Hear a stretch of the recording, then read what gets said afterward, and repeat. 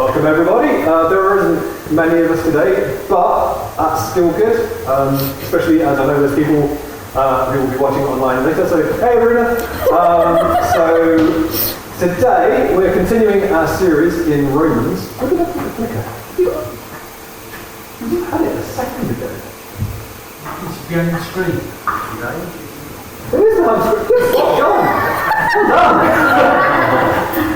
I started work for you, So, if you've got a Bible with you, this is what we're looking at today in Romans. We're looking at Romans 1, verses 11 to 12. And the title that Andrew has given for this, which I had to work with, is What is Church? So, when you want to define something, where do you normally look? Wikipedia! Wikipedia, because Heather's cool in it. What if you don't look at, what's the other place you look? Google. Google. This is a really technical answer. A dictionary. A dictionary! I really wasn't expecting that, but so yeah, fair. So, a dictionary. So, what does the dictionary say church is? I looked at a few, and they all say, because I Googled the dictionary, read online dictionaries because the internet's a thing.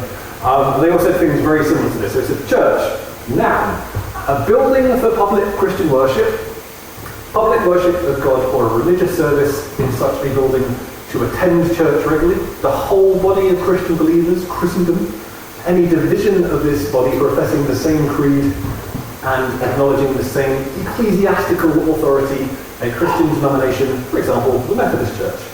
So that is the dictionary definition as you will find if you Google it, or look on Wikipedia, or a dictionary of some sort. So the problem I have with this is that 3 out of the 4 of these are wrong. So, a church isn't a building, it's not a place or a time, and it's not a particular denomination. It is the whole body of Christian believers, Christendom, but it's not those other 3 things. So, what is it? Where does the term church come from in the Bible?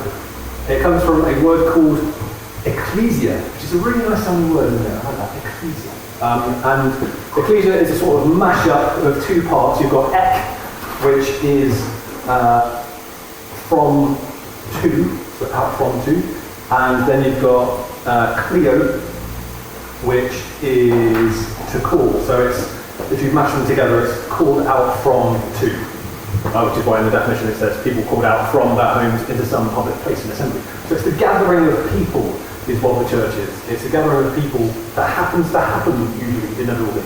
It's not a building itself, it's not a denomination, not a particular service, it's just a gathering of God's people. And I really like this as well, because you can look at that and think it's people who are called out from something into something. There's so many other things that as Christians we're called out from and into. So we're called out of the kingdom of the world into God's kingdom, called out of sin into salvation, called out of darkness and into light. So there's so many, it gets richer sort of in our understanding of what it means to be a Christian as well. So last week, Ryan did what is a Christian, which is kind of helpful for this sort of background. So he said a Christian is 3 things. It's someone who prays, someone who's active, and someone who is fundamentally known by God and knows God. So how do Christians become the church? And it's kind of in what we've already said, so it's a gathering. So many of you know me quite well now. I think Heather might have guessed what words are about to appear on the screen in big letters, because I'm a giant dork. It happens when you get Christians to assemble. Assemble! It's what happens when Christians gather together. It's the assembling of Christians at that point become the church. And I missed out a point, which is why there was a slide in between. Because interestingly, which I really like, the church used to be called Followers of the Way. Which I really like, because there's a show called Mandalorian, and the guy constantly is going around going, this is the way. So I just like the idea of going around as a Christian going, this is the way. So that's why that was there, because it made me chuckle. No other real reason. But yeah, it's when God's people assemble. So church isn't just this meeting, church is also our Bible studies on Zoom. Church is our prayer meetings, church is grabbing food with someone from the church. It's playing board games with people from the church. It's going for a walk with people from the church. It's not just Sundays, it's bigger than that. It's just any assembling of God's people that are people who are known by God, that know God. So it's all of the dots. So we have one dot for the single Christian. It's the grouping, the collective group of Christians. So, that sort of, I hope that makes sense. Everyone happy with that? Cool. You know what makes understanding church really difficult? Christians. Because what we do is we create labels for things. And we slap the word church on the side of every single building. So if you slap the word church on the side of every building, people are going to go, oh, that's what a church is. So of course people think of church is a building because we've got a million buildings which say church on the side of them. And vocabulary, there's a million Hope churches. I think those are probably the top 3 church names. I always find it hilarious when you go to something like New Day or like a New Frontiers event, how many churches are called Hope Church. But yeah, 25 at the last New Day. 25 at the last New Day. Christians, good at labelling, bad at being inventive. But the thing is, it's confusing looking at that, isn't it? Because you end up thinking that church is a specific subset. And when you talk to people, you can often say things like, oh, my church is like this. What's your church like? Oh, our church does things this way. How's your church? This is my church. And the problem with that is it's all a bit wrong. It reminds me of, there's a great bit in Joshua where Joshua is about to go to war and go into a battle. And there's this angel that turns up. And he says to the angel, whose side are you on? Are you for us or against us? And the angel says, no. Like, what? Did you not understand? Because the question was so fundamentally wrong, the angel just said no. And I kind of feel a bit like that when people say, oh, what's your church like? Because I want to scream and say no, because fundamentally, it's his one church. It's not my church at all. It's God's church. When Jesus talks to Peter and says, on you I will build, he doesn't say on you I will build many different churches. He says, I will build my church. It's God's church, his one church. And just back with me. There's this thing at the moment which it sounds really cool, hip. If you end up being I've used that word a lot recently, I don't know where it's coming from. But if you become a mega church, you can do this cool thing called multi-site church. I'm like, that's just church. Church has always been multi-site. That's exactly what church is. It's always been multi-site. It's just where Christians gather, that is church. It's always been multi-site, and it annoys me. But I know that, when we die, we're not going to go to New Frontiers heaven. The Methodists down the road are going to go to Methodist heaven. The Baptists down the road are going to go to Baptist. We're all going to the same heaven. And so how I know this? Because Revelation, it says, let us rejoice and be glad and give him glory, for the wedding of the Lamb has come and his bride has made herself ready. Important word in here, bride.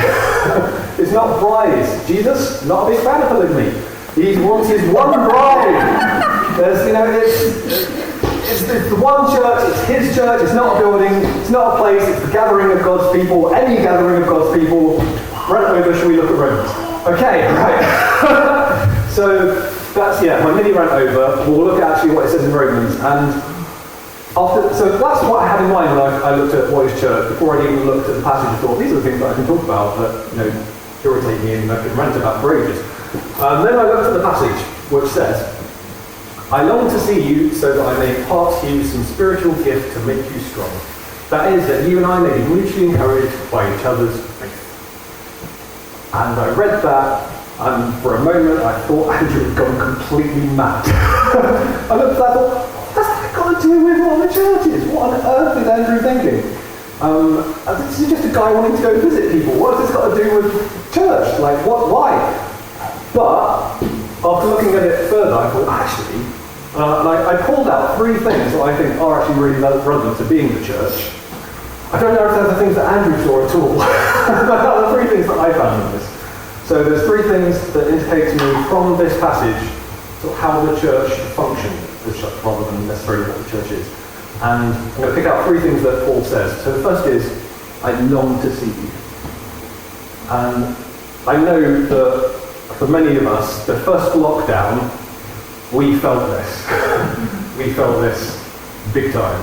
I remember we were reading through Psalms, I think it was Psalm 24 or something, and it said about David longing to be back in the temple with his people, praising God, and it broke me for like a week, because I just missed you guys. I missed gathering together and being with you, and it's this sort of natural thing for us as Christians to want to be together. When way back when God created Adam, he looked at Adam and went, nah, loneliness, not good, and created Eve. Loneliness has never been okay, and just through lockdown, if nothing else, I think we all very much realise that humans don't function well in isolation, that we do need each other, and none of us, I don't think, have come out from it stronger, like mentally, maybe physically, because we've got a dog, we walked around a lot, but we haven't come out from it particularly well, or come through it, which is great, well done. But yeah, we're not necessarily stronger than we were before, because it hit us, it took its toll. And yeah, that's a price. But so yeah, I long to see you. That makes sense to me. That is totally how I see church. And is it next week we're off to see Kevin M? Yeah. Yeah, so we're off to see Kevin M next week. And I feel that for Kevin M. They're my brothers and sisters in Christ, and I miss them, and I'm longing to see them. So I'm really looking forward to seeing them next week. And what I really like about Christianity is that you will have friends, brothers and sisters in Christ, that you would never usually know if it wasn't for the church. Because C.S. Lewis has this great thing about friendship where he says, friendship happens at the moment where you turn to someone and say, what? You too? I thought it was just me. And it's this sort of shared sort of thing, like, so in the workplace it would be like, well, for me anyway, it would be, you like coding, I like coding, let's talk about coding for 3 hours.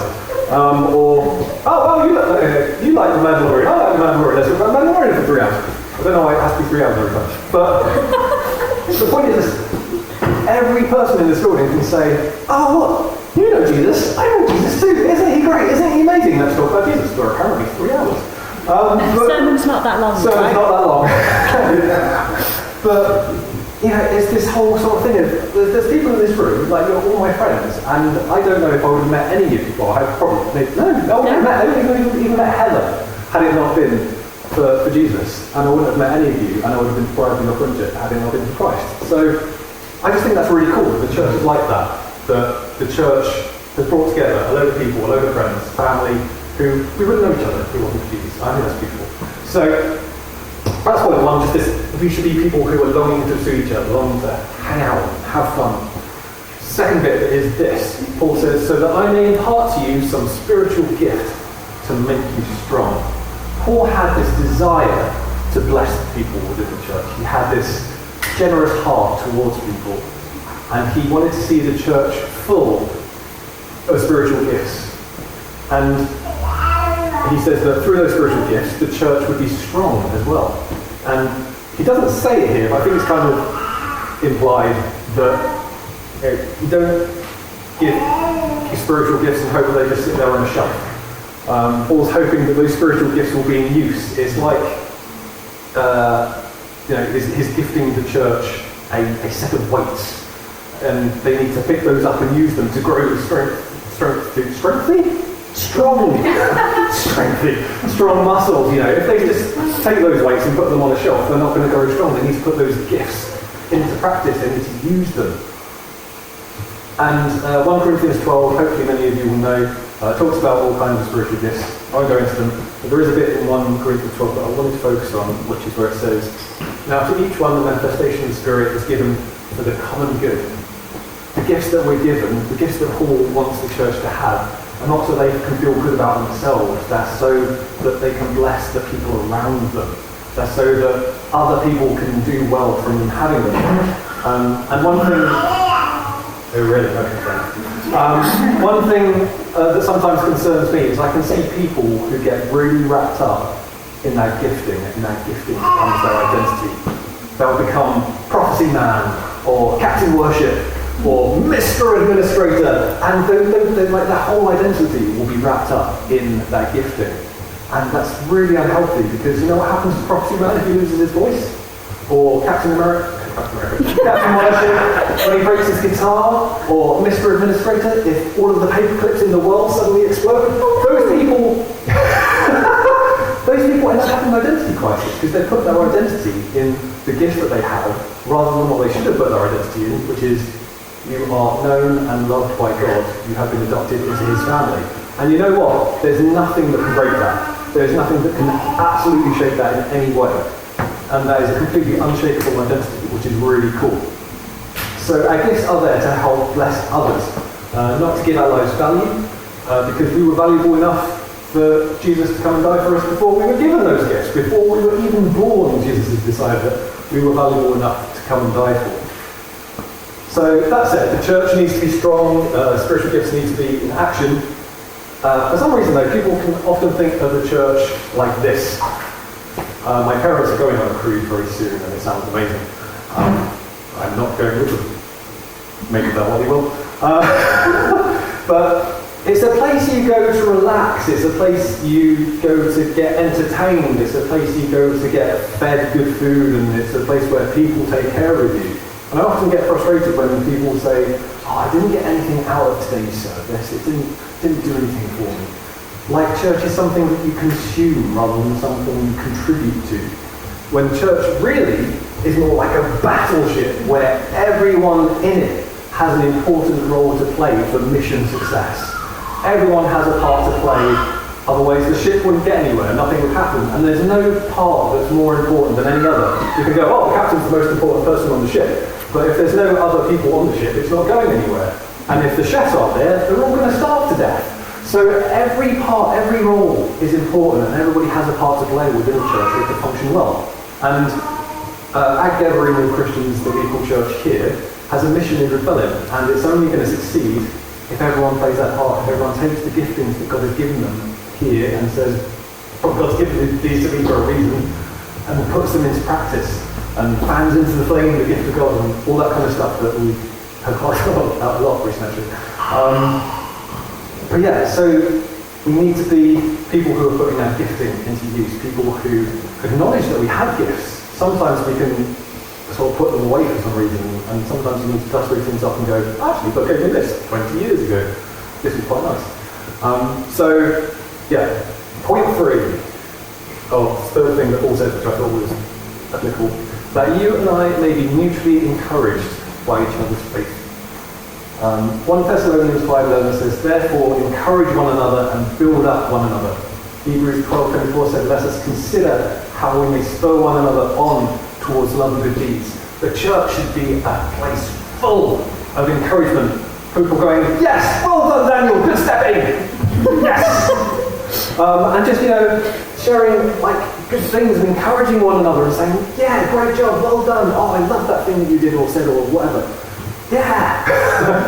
And it's interesting because it's not just encouragement generally in this passage, it's encouraged by each other's faith. And what I really like about this is, it's not just Paul saying, I'm top bod leader dude, church planter extraordinaire, I will come and encourage you. He says he wants to be mutually encouraged. He wants to encourage them, but he hopes that they will encourage him too. And often, I don't think this is the case in our church so much, but in other churches they can go to the leaders and say, well, feed me pastor, encourage me pastor, but they never actually take the time to encourage those people themselves. And actually, it should be a church that's full of encouragement, period. No sort of hierarchy of encouragement, just everyone is encouraging and spurring on. So, last week I went to my sister's chapel up the valleys, and she said something that I found really encouraging. So what I thought I'd do is I would share that thing that I found encouraging and see if it encourages you. Andrew Thomas a few weeks ago said about the ripple effect. And I think we can do that with encouragement too. We can hear something encouraging and relay that encouraging thing, and hopefully that will get shared and shared and shared and shared. And people will be encouraged in ripples of encouragement, and that'd be great. So, let me start by asking you a question, or by show of hands. Who knows that God loves everyone equally? That is a good show of hands. Well done. Okay, cool. Right. Now let me ask you this question. What do you need to share this cake equally? Depends how many people are eating it. Okay, say there's 4 people eating it. A knife. Okay, a knife, yeah. How do you make sure it's equal? Get Ryan on it. You measure it, yes. Very good, Jenny. That is the ding ding ding, 10 points for Jenny. So to share something equally, you need to be able to measure that thing. But God's love is immeasurable. So bear that in mind. In Psalm 103, verse 11 says, "For as high as the heavens are above the earth, so great is his love for those who fear him." So, if anyone fancies a challenge, I have this tape measure. So you've got to go as high as the heavens are above the earth, and then divide that by how many people are on the planet. Anyone fancy a challenge? No? No. See, it's impossible, isn't it? Because God's love is so I keep going to say this word, and every time my tongue gets stuck at the back of my mouth. Unfathomably big. It's huge, it's colossal. We can't comprehend it. And the thing about cake is, if you were to slice that into, say, 4 pieces, and take a slice out, there's only 3 pieces left. It diminishes as well. It's not just that it gets separated, it diminishes because you're taking away. But God's love doesn't diminish. It's not like when, 500 years ago, when there was less people on the planet, God's love was distributed over fewer people, so those people were loved more by God than we are. No, God loves us just as much. And his love can't diminish, and it's massive and epic. And what I was thinking about, my sister talked about this and I applied it to this cake, is that if me and Heather invited Ryan and Sarah around for dinner, and we had this cake, and we wanted to divide it I was given the task of dividing this cake in a way that showed my love for my wife and my friends, I would not divide it equally. Because I know my wife is not a fan of blueberries. I know that Ryan would rather just scrap all that fruit nonsense and just have chocolate. Raspberries get stuck in my teeth and annoy me, and so actually, I'm a greedy pig, so I'd maybe have a slightly bigger piece. But the point is, actually, to show my love for those people, I would separate that cake and mix it up in a slightly different way, because my friends are unique and my wife is unique, and because of that, I would express my love for them in a way that is unique. Yes. So that's the point, really, is that God. My sister's point was that God doesn't love everyone equally. God loves everyone uniquely. And I was like, yeah! Has anyone read this book? The 5 Love Languages? Anyone read that? Yeah, so the idea of this is that when you get married, everyone has this different love language. Some people will like to be told that they're doing a good job to feel loved. Some people will like to receive gifts to feel like they're loved. There's another 3, I can't remember what they were. Probably 7 in France, to be fair. That's probably one of them, actually. Paying attention to things. But the point is this, God knows your love language. But not only that, he knows your love dialect. He knows your love vocabulary. He made you. He knows your innermost being. He formed you in the womb. He knows everything about you.